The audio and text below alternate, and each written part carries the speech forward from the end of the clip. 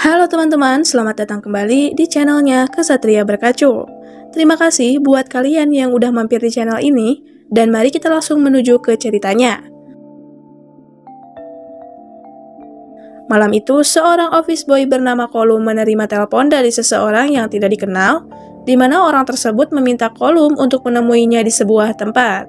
Namun jika Kolum menolak, maka orang tersebut mengancam akan menyebarkan screenshot yang berisi semua aib Kolum pada semua orang. Alhasil karena takut, Kolum pun akhirnya bergegas untuk menuju ke lokasi tersebut. Setibanya di sana, Kolum terkejut melihat ada sebuah mobil terparkir dengan dua orang yang terkapar dan terluka. Lalu Kolum pun segera menghubungi panggilan darurat untuk meminta bantuan. Namun tiba-tiba, salah satu orang tergeletak tersebut terbangun dan langsung menyerangnya.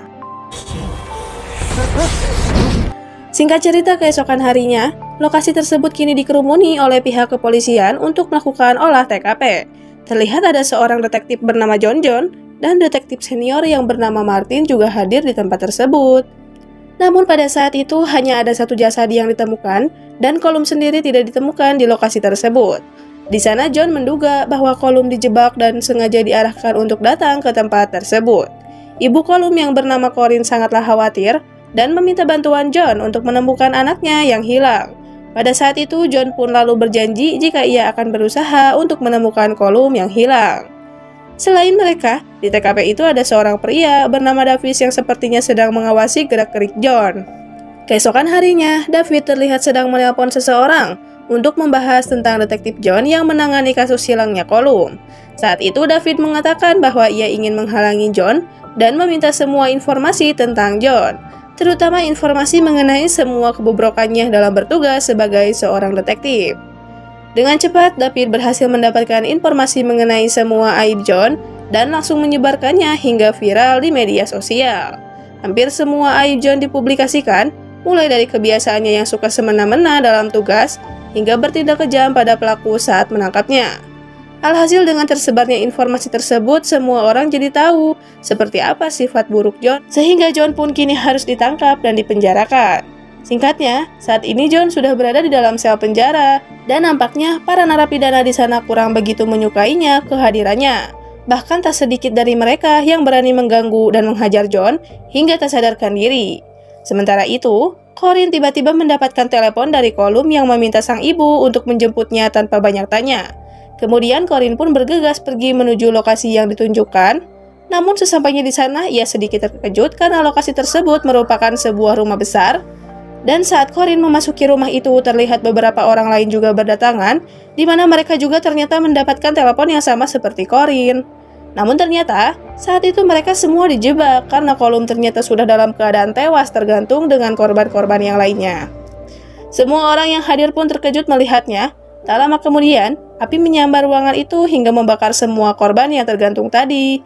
Saat itu Corinne sempat melihat si pelaku yang muncul di luar jendela dan memakai sebuah topeng sambil menampakkan kepuasannya kepada Corinne. Keesokan harinya, rumah yang menjadi tempat terjadinya kasus itu didatangi oleh kepolisian. Di sana datang juga seorang detektif baru bernama Raini yang menggantikan John.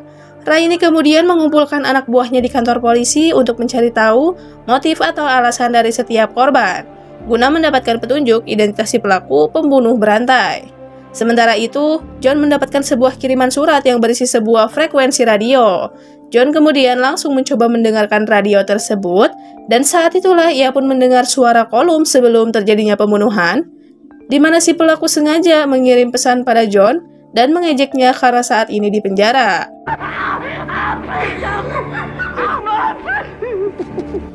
It makes me wonder how you're gonna feel. I wanted to know. Tak lama kemudian, Corinne pun datang mengunjungi John di penjara. Ia saat itu terlihat sangatlah sedih dan kecewa karena John tidak bisa menemukan anaknya seperti yang dijanjikan. Lalu setelah itu saat Corinne pergi, ternyata Davidlah yang mengantar Corinne tersebut. Sementara itu, John mengambil ponsel yang ia sembunyikan di dalam sel dan menelepon kepolisian untuk berbicara langsung dengan Raini. Saat itu John menyampaikan bahwa pembunuh Kolum telah menghubunginya, dan Raini pun mengkonfirmasi bahwa pelaku tersebut memang telah mengirim rekaman suara momen pembunuhan semua korban pada semua pihak yang terkait. Kemudian saat itu Raini meminta John agar ia tidak mencampuri kasus ini lagi, Dia bahkan melaporkan John yang telah menyelundupkan ponsel ke penjara. Di sisi lain, John kini memiliki ide untuk kabur dari penjara dan menelpon kenalannya yang bernama Dennis untuk membantunya keluar dari penjara. John saat ingin bebas karena ia ingin menangkap pelaku pembunuh berantai itu dan memberikan keadilan bagi semua korban. Pada awalnya, Dennis menolak permintaan John untuk membantunya kabur dari penjara. Namun, setelah John membujuknya, akhirnya Dennis pun setuju untuk membantu. Namun, tak lama kemudian ketika mereka sedang berbicara, polisi pun datang dan menyita ponsel milik John. Pada saat itu, John kemudian membujuk kedua petugas itu agar membiarkannya berbaur dengan para narapidana lain. Ia beralasan bahwa itu akan mempermudah tugas mereka, dan mendengar hal itu, petugas memberitahu bahwa itu sangatlah beresiko karena para napi lain bisa saja menghajar John habis-habisan seperti sebelumnya. Namun meskipun demikian, John tetap bertekad untuk dipindahkan ke penjara lain. Tiba-tiba, salah satu narapidana berpura-pura ingin bunuh diri. Ketika para petugas ingin menolongnya, narapidana tersebut justru menghajar para petugas dan kerusuhan pun terjadi.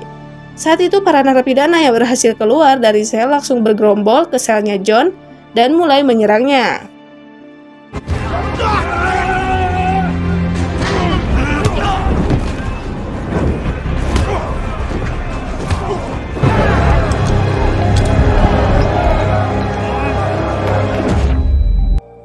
Tak lama kemudian, kekacauan tersebut akhirnya berhasil dihentikan oleh para sipil yang berada di sana.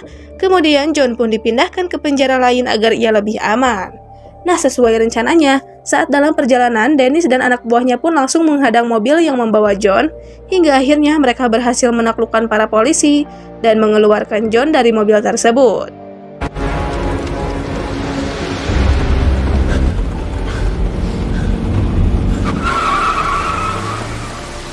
Di tempat lain, terlihat David saat itu sedang mengunjungi istrinya yang terluka akibat kebakaran.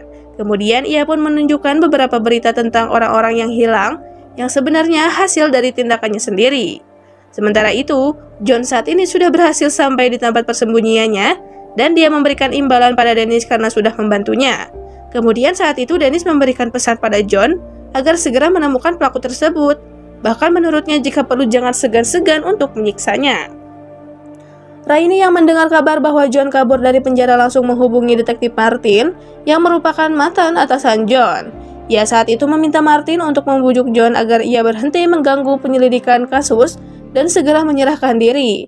Sebab jika John terus-terusan seperti ini, pihak kepolisian pasti tidak akan segan-segan untuk menembak John jika ditemukan. Sementara itu, John kini sudah memulai tugasnya, di mana pada saat itu ia sedang menuju ke tempat saluran radio yang sebelumnya ia dengar. Di sisi lain, Martin mendatangi lapas dan sel tempat John sebelumnya untuk mencari petunjuk tentang keberadaan John. Pada saat itu, Martin pun menemukan pesan yang sebelumnya dibaca oleh John. Dan ia yakin bahwa John saat ini sedang menuju ke tempat saluran di mana rekaman itu disiarkan melalui radio FM. John kini sudah sampai di tempat radio itu. Dia pun bertemu dengan seorang pria bernama Derek yang mencoba untuk kabur, namun John dengan cepat berhasil menangkapnya.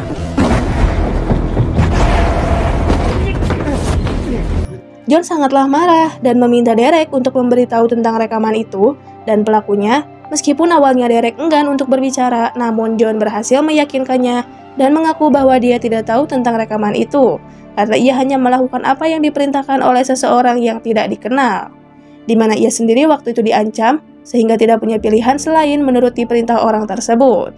Setelah itu, John kemudian meminta bantuan pada Martin untuk melacak nomor ponsel yang dia dapat dari Derek.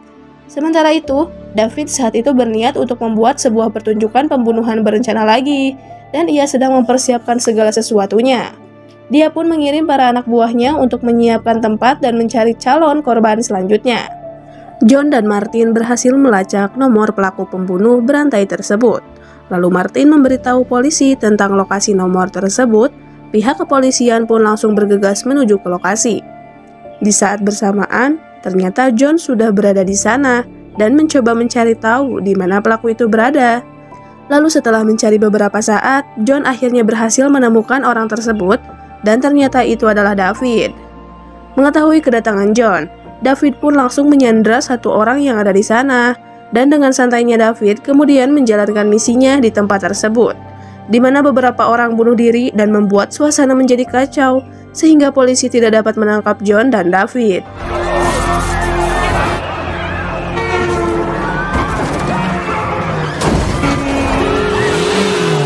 John terus mengejar David yang berusaha melarikan diri hingga mereka berdua sampai di terowongan kereta api. Di sana, David menyerang John, namun John terus melawannya hingga membuat David terpojok.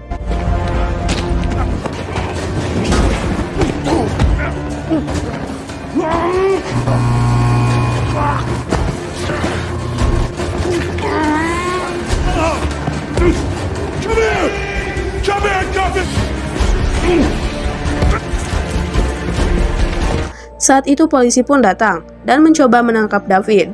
Namun sayangnya David berhasil melukai seorang polisi dan kembali kabur. Setelah peristiwa itu, John kemudian mengobati polisi yang terluka tadi. Diketahui namanya Jamal, di mana ia ternyata pernah bertugas bersama John.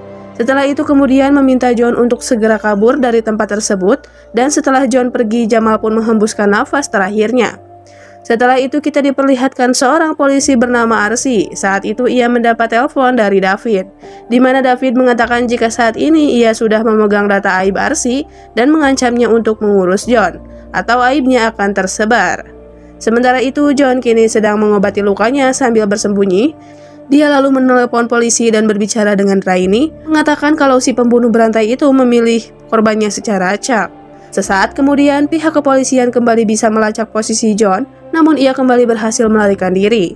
Raini kemudian menghubungi anaknya Anya dan memberitahunya bahwa dia tidak akan pulang karena masih banyak pekerjaan.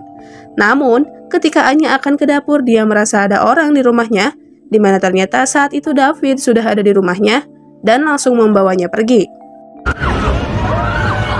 Di lain sisi, John bertemu dengan Corinne. Di sana John memberitahukan kepada Corinne tentang metode yang digunakan oleh si pembunuh berantai. John bertanya tentang seseorang yang baru saja dekat dengan Corinne. Setelah sedikit ragu, Corinne memberitahu John tentang seorang pria bernama Tommy yang baru saja dekat dengannya, di mana menurutnya Tommy telah kehilangan istrinya dalam kecelakaan kebakaran. Saat itulah John mengatakan bahwa ia yakin Tommy lah pelakunya. John kemudian memberitahu Martin tentang modus operandi pembunuh yang sering menggunakan nama palsu dengan cerita yang sama pada setiap korbannya, yaitu istrinya tewas dalam kebakaran. Martin pun meminta bantuan Raini untuk mencari tahu tentang kebakaran tersebut. Namun saat sedang mencari informasi, Raini tiba-tiba mendapatkan telepon dari David yang mengatakan bahwa ia telah menyekap Anya dan mengancam Raini untuk tidak memberitahu identitasnya kepada siapapun. David juga menyuruh Raini untuk mengurus John, maka Raini segera menghubungi John untuk bertemu. Setelah itu Raini menyuruh John untuk masuk ke dalam bagasi mobilnya. John sadar bahwa Raini sedang diancam, maka dari itu ia pun mencoba membujuknya untuk bekerja sama, menyelamatkan Anya dan menangkap David. Akhirnya Raini pun setuju dan mereka berdua bekerja sama. Pertama-tama mereka mengunjungi istri David untuk mencari tahu keberadaan David. Namun istri David yang tertunduk lesu saat itu tidak mau bicara. Barulah setelah ditenangkan oleh John, akhirnya dia memberitahu lokasi di mana David berada. Selanjutnya, John yang tengah bersiap menuju lokasi menelpon Martin bahwa pelaku tidak sendiri dan meminta bantuannya untuk menjaga istri David, karena dia yakin akan ada yang berniat mencelakainya. Kemudian John dan Raini pun berangkat ke lokasi. Sementara itu di kantor polisi, Arsi mendapat telepon dari David yang memberikan perintah agar ia mendatangi seorang wanita yaitu istri David untuk membunuhnya. Alhasil Arsi pun tidak mau berangkat ke sana. Untung saja saat dia akan menyuntik wanita itu, ternyata di sana sudah ada Martin dan para anggota kepolisian. Kaget dan malu karena berkhianat, Arsi pun memutuskan menyuntikkan suntikan itu pada dirinya sendiri. Di saat bersamaan, Raini dan John kini sudah berada di lokasi yang penuh dengan salju.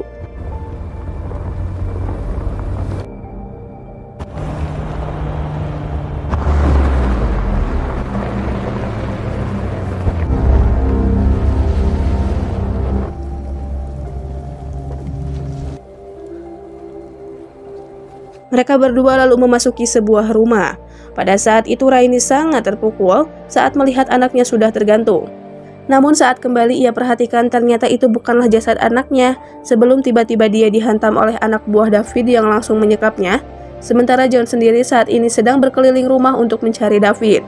Sebelum kemudian ia juga dihantam dari belakang oleh David dan menggantungnya di sebuah ruangan. John?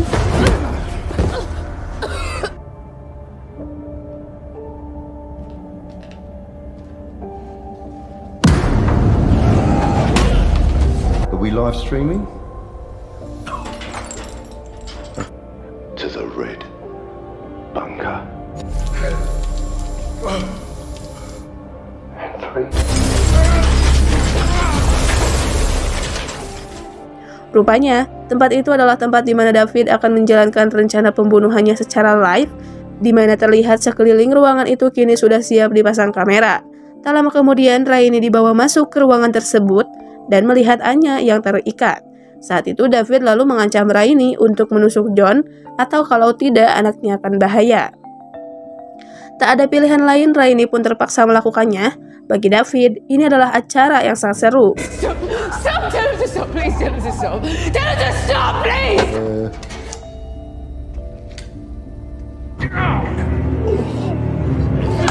There it is. Bahkan setelah itu, ia memerintahkan John untuk menghajar lutut Raini hingga remuk secara bergantian. Namun ternyata John menolak dan memperingatkan para penonton bahwa polisi sedang melacak posisi mereka. Sehingga mendengar hal itu membuat para penonton takut dan mulai meninggalkan acara tersebut. Setelah itu, John memancing David dengan cara mengejeknya, hingga akhirnya berhasil menghajar salah satu anak buah David.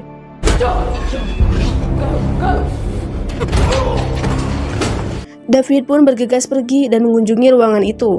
Namun John tak tinggal diam, dia segera mengejar David yang berusaha kabur.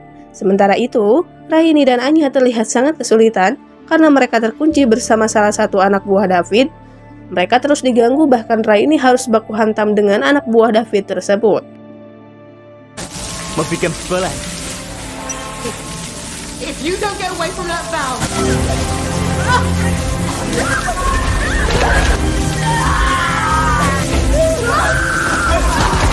Tak henti di situ, suasana semakin tegang saat ruangan itu tiba-tiba mengeluarkan minyak dan seketika terbakar. Untung saja, Anya dan Raini berhasil lolos dari situasi yang mematikan itu. Di lain sisi, John berhasil mengejar David dan masuk ke mobilnya yang sedang melaju. Saat itu, John terus menghajar David, meskipun mobil itu berjalan begitu cepat.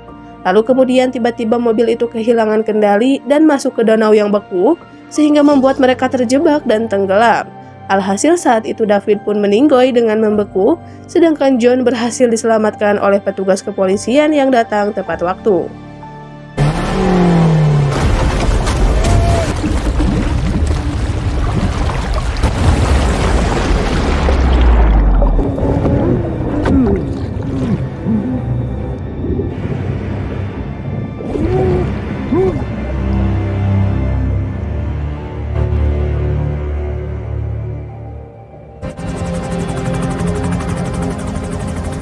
John, Raini, dan Anya akhirnya selamat dari peristiwa itu.